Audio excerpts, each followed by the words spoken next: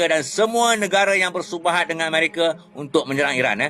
Saya ulang, dia bagi masa 3 hari, maknanya esok lah. Jadi dia kata, Iran kata dia akan memusnahkan semua infrastruktur negara-negara anjing Amerika ni, memusnahkan semua pengkalan-pengkalan Amerika dan juga memusnahkan semua bangunan dan perniagaan milik Trump dan Amerika di negara Arab. Kita tahu Trump ni ada banyak hotel, banyak syarikat dekat negara Arab ni. Itu dah ada dalam senarai untuk Trump letukkan. Itu termasuklah dia punya klub-klub golf dekat negara Arab ni. Tunggu esok macam mana. Tak ada esok, mungkin kita tunggu lusa. Sebab Iran dah cakap dan Iran ni dia cakap dia buat. Kau titik lagi. Dan Iran sebenarnya dah hantam dah pun infrastruktur dekat Kuwait, dekat Bahrain, telaga-telaga minyak milik syarikat Amerika, terutama sekali syarikat Halliburton dengan Exxon ke apa.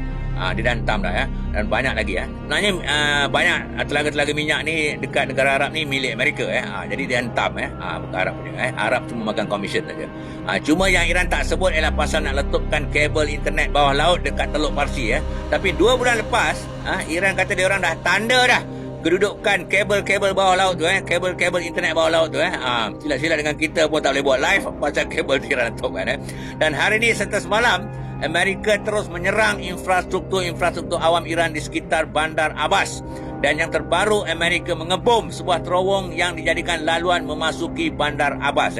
Bandar Abbas ni dikelilingi oleh Gunung Ganang yang berbatu di pantai dan di sebelah utara Bandar Abbas. Kalau kita lalu kat Bandar Abbas tu, lalu dekat tepi pantai tu, tepi pantai tu gunung-gunung batu. Belakang sana yang menghadap utara tu pun gunung-gunung batu juga. Jadi dia dikelilingi oleh Gunung Ganang lah. Jadi nak masuk Bandar Abbas tu macam nak pergi genting lah, kena lalu terowong. Dan kalau betul apa yang dijanjikan oleh IRGC itu, maka esok adalah hari penentuan di mana saya harap Iran akan kotakan janji menyerang habis-habisan. Jadi tengok tunggu malam ni mungkin tak tidur lah tengok mungkin pagi ni dia serang Jadi hari ke-9 hari ni sama macam hari ke-7 dan hari ke-8 juga, di mana Amerika serang bandar-bandar di selatan Iran, manakala Iran terus menyerang pengkalan-pengkalan Amerika di Kuwait, Jordan dan juga Bahrain. 3 negara favorite Iran ni. Dia nak lingkupkan 3 ni dulu. Cuma kali ni serangan yang dibuat oleh Amerika hampir kesemuanya menggunakan pesawat yang berlepas daripada kapal pengangkut, sebab dilaporkan yang pertamanya hampir semua pengkalan-pengkalan udara Amerika di negara Arab sial ni dah rosak teruk. Hanya pengkalan-pengkalan di Qatar dan UAE serta Arab Saudi saja yang masih boleh digunakan. Tapi tentera Amerika dekat pengkalan-pengkalan dekat Qatar dan UAE ni dah lama cabut lagi. Sebab itu dah jadi sasaran mudah Iran. Manakala pengkalan di Arab Saudi pula, kerajaan Saudi bertegas tak mau bawa sway ke negara dia dan tak benarkan Amerika guna pengkalan di Saudi untuk serang Iran. Jadi tinggal pengkalan dekat Jordan dan juga pengkalan di Israel saja yang boleh digunakan. Tapi pengkalan dekat Jordan tu pun dah lumpuh dan dikatakan dah nak habis peluru berpandu penangkis dah. Jadi saya rasa dalam 2-3 hari ni tentera udara Amerika akan bergambus daripada Jordan jugalah. Kalau masih ada pun dia orang tak akan berani duduk kat barek lah. Mungkin duduk kat hotel lah sebab ramai dah mampus. Dilaporkan sebenarnya 400 orang tentera Amerika yang dilaporkan cedera parah baru-baru ni, ramai yang dah mampus. Dan semalam dekat Kongres Amerika, Pete Hegseth ditanya berapa orang yang mampus, dia tak berani nak jawab. Lepas tu dia ditanya lagi apa rancangan Amerika untuk menawan Selat Hormuz. Itu pun dia tak berani nak jawab kat Kongres. Maknanya dia tak ada plan lah tu. Jadi sebab itulah masuk hari ke-9 ni, serangan-serangan jet pejuang Amerika hanya dilancarkan daripada kapal pengangkut saja. Tapi kapal-kapal pengangkut ni tak boleh serang lama. Paling lama 2 ke 3 minggu saja, sebab bekalan peluru yang dia bawa adalah terhad.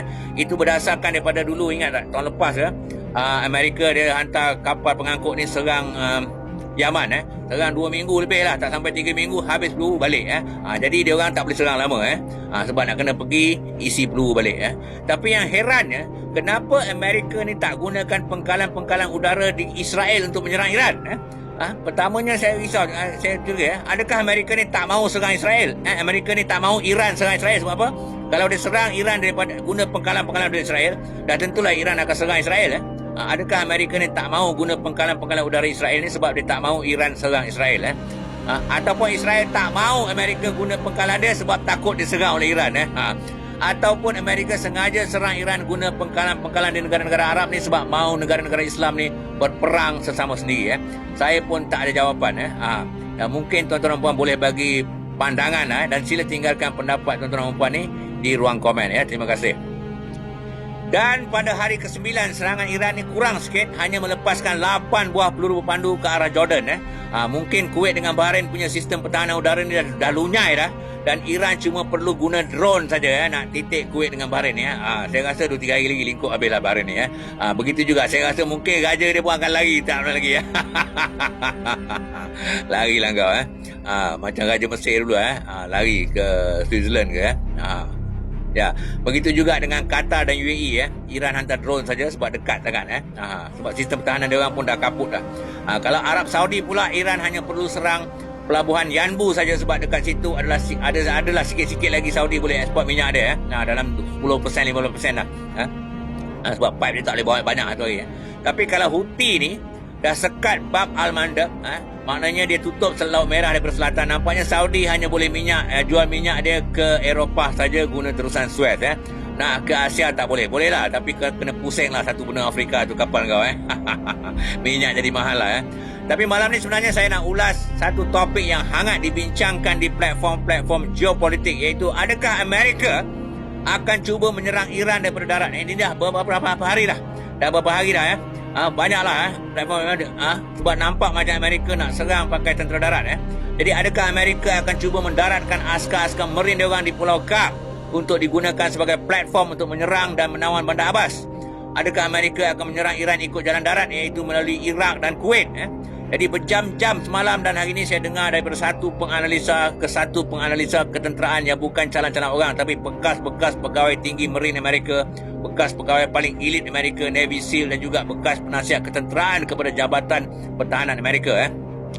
Rata-rata diorang ni berpendapat yang Amerika tak mampu nak menawan Bandar Abbas kalaupun diorang berjaya menawan Pulau Kak. Dan kalau berjaya menawan Pulau Kak pun diorang tak mampu bertahan lama kat pulau tu.